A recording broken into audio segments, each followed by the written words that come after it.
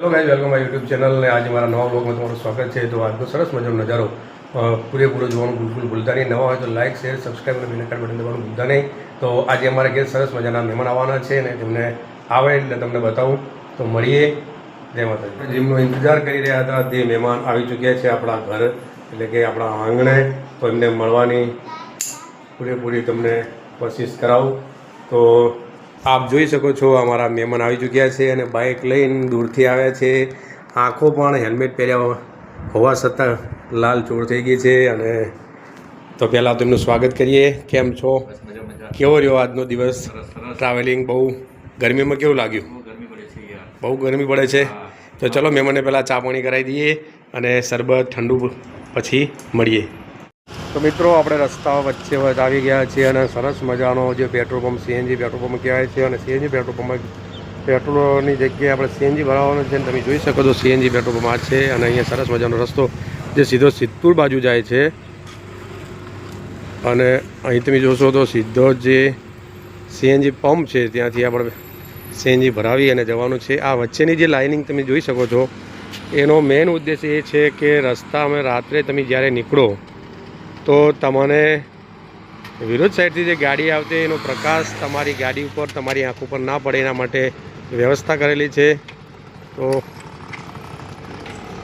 જે વચ્ચેની લાઈનની વાત કરી રહ્યા હતા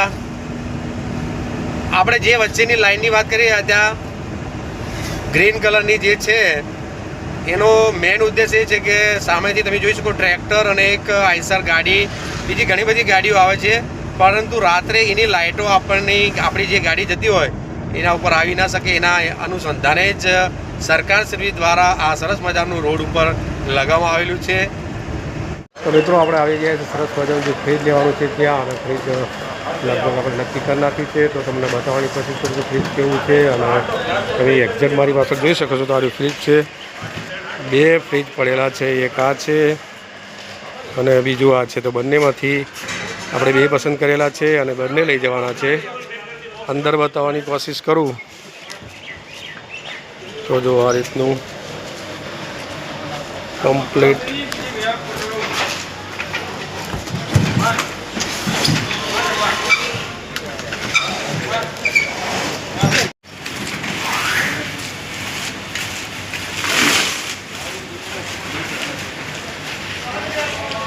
ફ્રીજ લોડિંગ થઈ રહ્યું છે.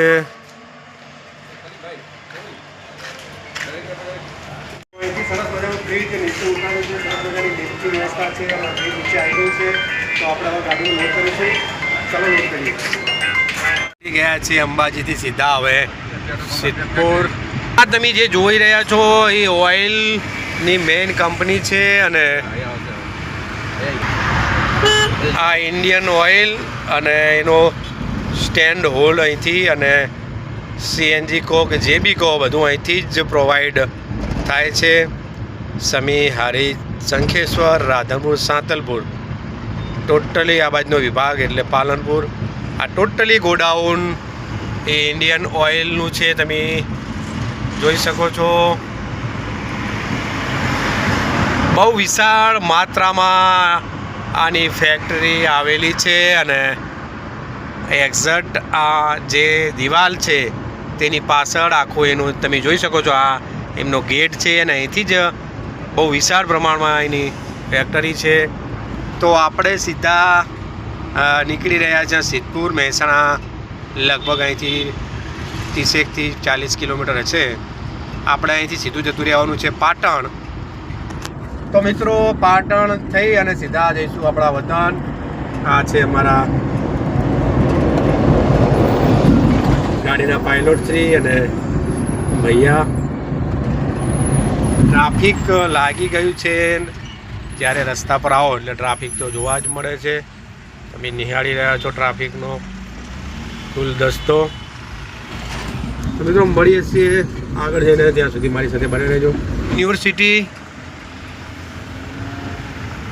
જે Sidhpur Gokul Agri International LTD school આખી કંપની છે. આપણે રસ પીવાનો છે અને અમારા ભાઈશ્રી અને અહીંયાથી આપણે સરસ મજાનો રસની બોટલ લીધી છે અને ગાડી તમે જોઈ શકો છો અહીં સરસ મજાનું જે એસી ભર્યું છે. પાજી રસની ચુસ્કી મારી રહ્યા છે તો આપણે પણ સરસ મજાનો રસ પીશું. અને અહીંયા જુઓ તમે જોશો તમાકુનું હાલ સિઝન ચાલી રહી છે અને ટ્રેક્ટરો ભરી ભરીને તમાકુ બજારમાં જઈ રહ્યા છે. તો મિત્રો મળીએ ચાલો આગળ. જય માતાજી. તો મિત્રો અમે પહોંચી ગયા છીએ ઘેર અને આખી સફર જોરદાર મસ્ત રહી. રસ્તાની અંદર ટ્રાફિક પણ જોઈ, અલગ અલગ પ્રકારના માણસો પણ જોયા અને ઘણું બધું જોવા જાણવા મળ્યું. સમયના સંજોગ પ્રમાણે દુનિયા હાર્ડ એન્ડ ફાસ્ટ ચાલી રહી છે. તો આપણે પણ એમની સાથે ચાલવું જોઈએ. તો આવતા પહેલાં જ સરસ મજાનું તમે જોઈ શકો છો ચાની ચુસ્કી અમારા મહેમાન શ્રી અમારા મોટા ભાઈ શ્રીને ચાની ચુસ્કી મરાવી દઈએ થોડીક.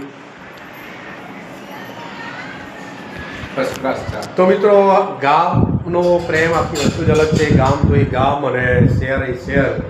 તો આ રીતે સરસ મજાનો આખા દિવસનો કાર્યક્રમ રહ્યો.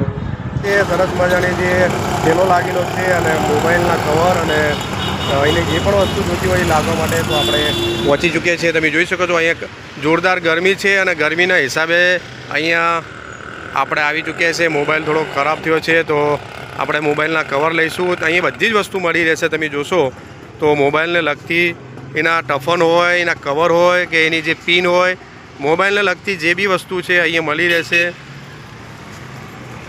તો તમે જોઈ શકો મારી પાછળ અને આજ અહીં આપણે મોબાઈલનું જે ટફન તૂટી ગયો છે, મોબાઈલ થોડો ઘાયલ થઈ ગયો, થોડો બીમાર થઈ ગયો છે એટલે એના માટેની થોડી વ્યવસ્થા માટે આપણે આવેલા છે. અને જોરદાર ગરમી છે અને ગરમીની અંદર જ આપણને અહીં આવવાનો મોકો મળ્યો. તો મિત્રો તમે કોઈ પણ જગ્યાએ જાઓ તો પૈસા કમાવા હોય તો એના માટે તમારે મહેનત તો કરવી જ પડે. પણ અહીંયા તમે જોશો તો બરાબરનો તાપ છે અને ધગધગતા તાપની અંદર તમે મારી પાછળ એક્ઝેક્ટ તમે જોઈ શકો છો કે આ બધી વસ્તુ અહીંયા લઈ અને મહેનત કરી અને એનું જે ફળ, એના જે પૈસા કમાઈ અને જે એના ઘરે લઈ જઈએ તો જેનો આનંદ છે એ આખો અલગ જ હોય છે. તો મહેનત વગર કોઈ પણ જગ્યાએ કશું મળતું નહીં. તો મહેનત કરશું તો જ મળશે. તો ચલો.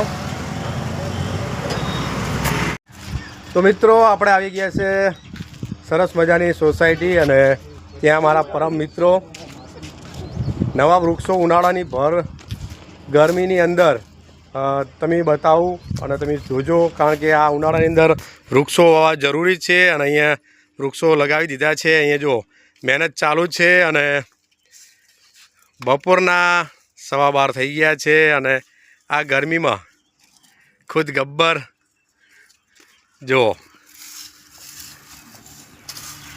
અને અમારા રાજભા નરેન્દ્રસિંહ અને નિમેશભાઈ વૃક્ષો વાવી અને પાણી પણ આપી દીધું છે. સારા વૃક્ષો વાવ્યા છે.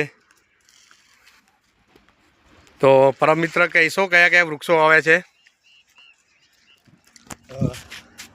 પવિત્ર ચૈત્ર મહિનામાં આજે વૃક્ષોને નવી જે કુંપળો ફૂટતી હોય છે. આપણે વૃક્ષો તો પર જ વાવ્યા હતા પણ આજે ગરમીના અભાવે એમાં થોડું જે કચરો નિંદામણ બધું થયું હતું. આજે થોડો રજાનો દિવસ હતો તો બધા સાથી મિત્રો સાથે આવી કચરો સાફ કર્યો, ખામણા ઊંડા કર્યા અને આજુબાજુમાં પાણી છંટકાવ કર્યો. તો તમે જોઈ શકો છો અને અમારા સાહેબશ્રી કંઈક કહેશે.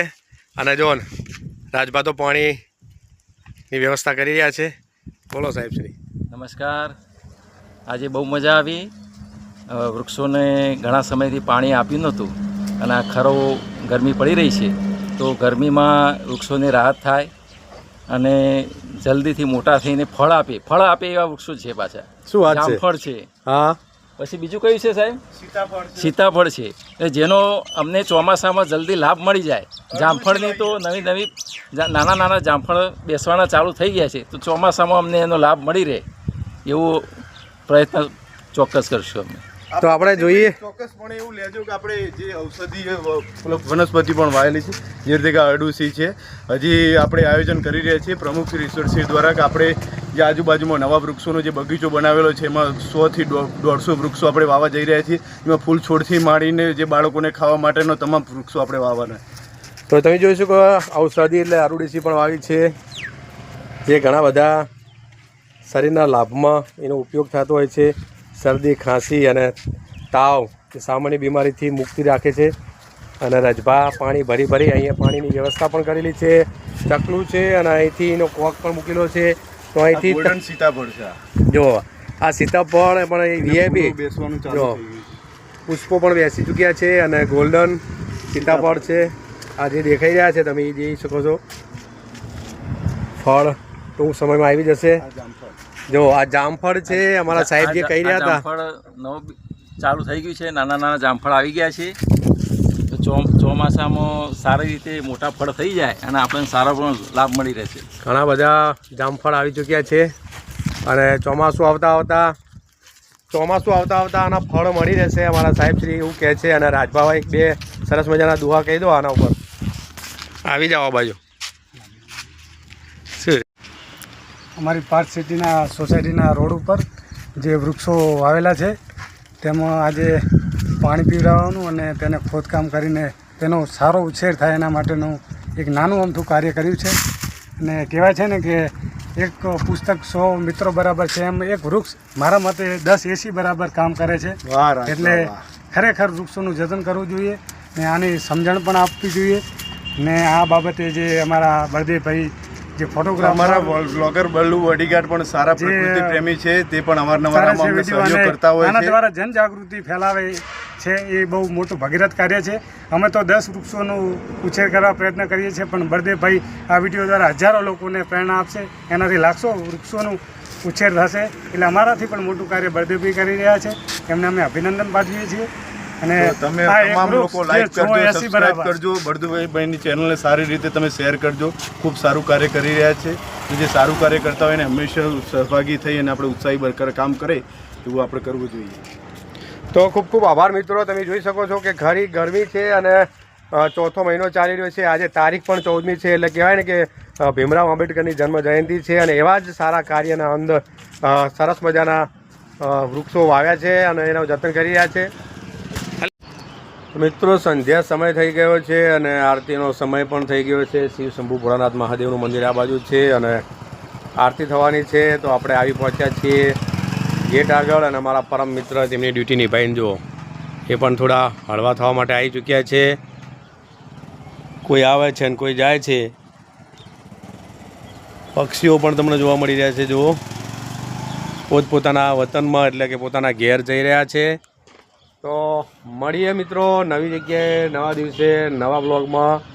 નવા હોય તો લાઈક શેર સબસ્ક્રાઈબ અને પેલી બ્લેક આઇકન બટન દબાવવાનું બિલકુલ ના ભૂલતા. બરાબર ને? શું કહેવું તમારું?